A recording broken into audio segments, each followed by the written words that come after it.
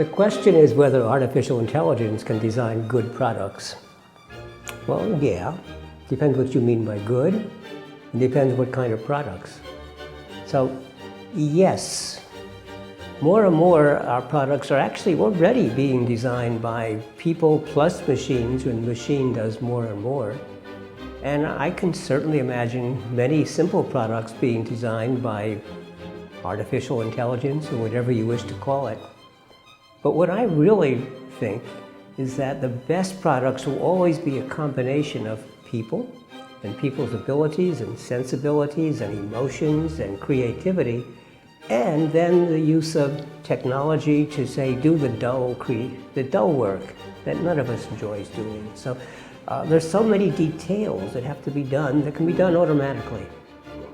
And there's a really good example of what I'm talking about. The company Autodesk has created a program that's called Dreamcatcher. And what it allows you to do is say the requirements that you have, and then the program generates all sorts of examples. So I can say, oh, we're building an airplane, and we need a divider between the first part of the airplane and the second part. And the divider has to be, these are the dimensions, but we want it to be attractive, and it has to be strong because people bump against it and put their feet against it. And it has to be as light as possible, because in an airplane, weight is very important. So we let the computer generate these ideas. And then a person, though, the designer, looks at them and says, oh, that's good, do more like that. Or, no, that's bad, stop doing those. And guides the program. And eventually either says, yeah, that's a good one, let's build this, or says, none of these work. And then the designer gets to use the designer's creativity to say, maybe I should specify the problem differently. So it's really exciting, I think, that we have the combination of artificial intelligence and human creativity that does the best job. So what electronic product, or any product for that matter, do I appreciate the most? You know, it's actually hard to answer that question, because the things that we really appreciate, in some sense, we don't notice very much.